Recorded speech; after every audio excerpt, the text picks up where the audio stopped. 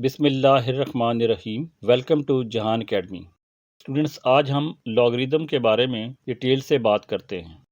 Students, logarithm के बारे में सबसे पहले मैं ये बताता चलूँ कि लॉगरिदम का इस्तेमाल इसलिए किया गया कि जब कैलकुलेटर नहीं होते थे और बहुत बड़ी बड़ी वैल्यू को मल्टीप्लाई करना होता था तो लॉगरिदम का सहारा लिया जाता था। लेकिन अब कैलकुलेटर आने से गो के लॉगरिदम का इस्तेमाल कम हो गया है, लेकिन फिर भी कई शोबों में लॉगरिदम का इस्तेमाल किया जाता है और इसके पैरेलल एक्सपोनेंशियल इक्वेशन भी इस्तेमाल की जाती है। लॉगरिदम को मैथ, फिज़िक्स और कई और सब्जेक्ट्स में भी यूज़ किया जाता है।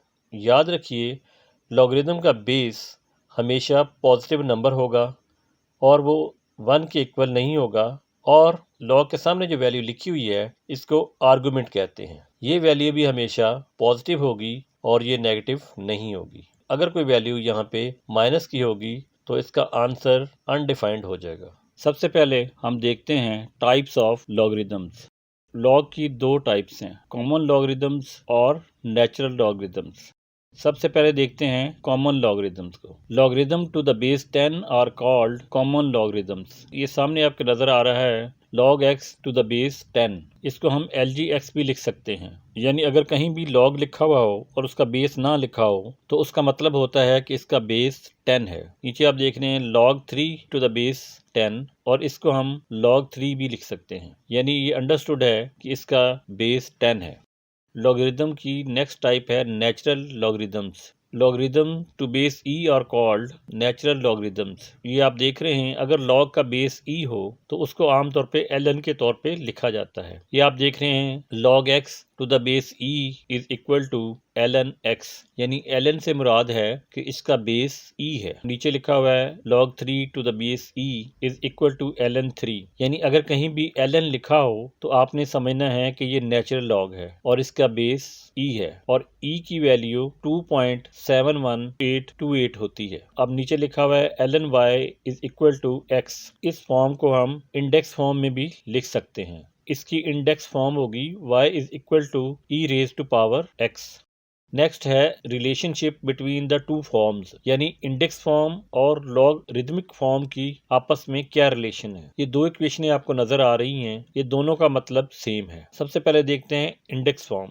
y is equal to a raise to power x। इसमें आप देख रहे हैं कि यहाँ पे बेस a है और x जो है वो इंडेक्स है या पावर है या उसे एक्सपोनेंट भी कह सकते हैं। अब सामने लिखा है log y to the base a is equal to x, यानी इस केस में भी a जो है वो बेस में ही है। अब आप अगर गौर करें, अगर आपने लॉगरिथम फॉर्म को इंडेक्स फॉर्म बनाना हो तो आपने ये करना है कि बेस को बेस ही रखना है और जो राइट हैंड साइड वाली वैल्यू है उसको इंडेक्स फॉर्म में लिखना है, यानी a raise to power x हो जाएगा और यहाँ पे जो y है वो लेफ्ट साइड पे आ जाएगा। यानी अगर लॉगरिथमिक फॉर्म को इंडेक्स फॉर्म में लिखना हो तो बेस को बेस ही रहने देंगे और राइट हैंड साइड वाली वैल्यू को इंडेक्स फॉर्म में लिख देंगे तो y is equal to a raise to power x हो जाएगा।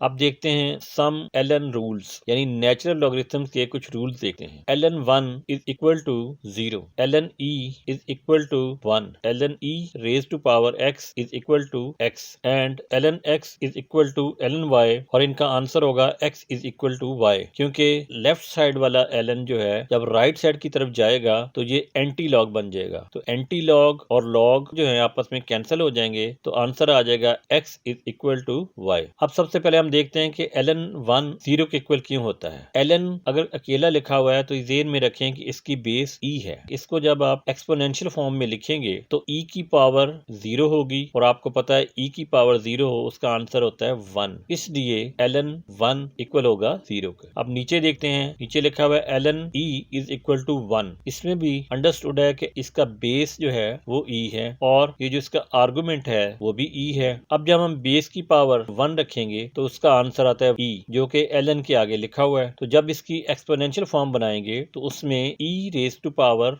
1 इज इक्वल टू हो जाएगा e, इसलिए ln e का आंसर आएगा 1। अब थर्ड नंबर पे आप देख रहे हैं ln e raise to power x is equal to x। इसमें भी ln का बेस जो है वो e है, तो जब हमने इसकी एक्सपोनेंशियल फॉर्म बनानी है तो e की पावर x का आंसर आता है e raise to power x next हैं some log rules. log 1 to the base a is equal to 0, क्योंकि इसको जब आप एक्सपोनेंशियल फॉर्म में लिखेंगे तो a raise to power 0 is equal to 1 हो जाएगा। नेक्स्ट है log a to the base a is equal to 1। अब आप देखें कि अगर इसकी एक्सपोनेंशियल फॉर्म लिखी जाए तो a रेज टू पावर 1 लिखा जाएगा और उसका आंसर आएगा a।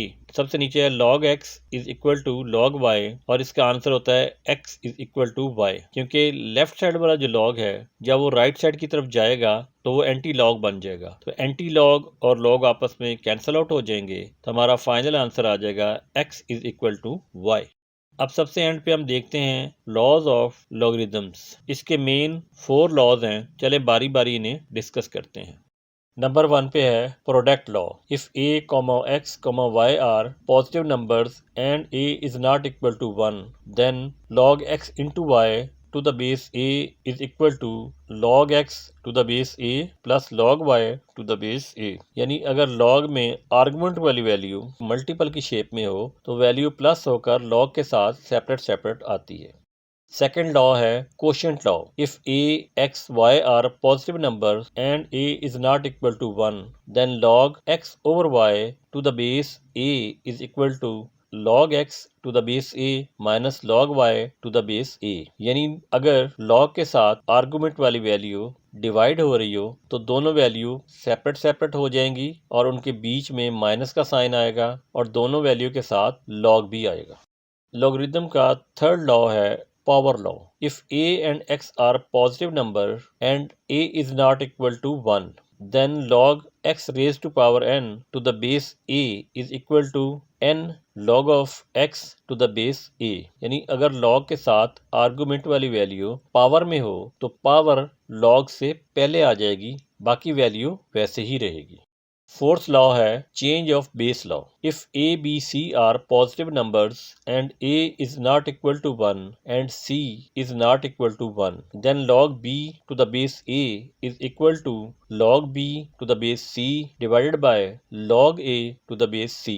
c की वैल्यू यहाँ हमने अपनी मर्जी से रखी है। इस लॉ को कुछ इस तरह समझें कि अगर हमने log का बेस अपनी मर्जी का बनाना हो तो हम log की पहली वैल्यू जो आर्गुमेंट में वैल्यू है वो तो वैसे लिखा रहने देंगे और log की जो बेस वाली वैल्यू है उसको भी हम डिवाइड में आर्गुमेंट वाली जगह पे लिखेंगे और जो हमें बेस रिक्वायर्ड होगा अपनी मर्जी का वो हम log के साथ इस्तेमाल कर सकते हैं। यहाँ सिर्फ समझाने के लिए हमने c का बेस यूज़ किया है। स्टूडेंट्स, उम्मीद है आपने टाइप्स ऑफ लॉगरिदम्स और लॉज ऑफ लॉगरिदम्स को अच्छी तरह समझ लिया होगा।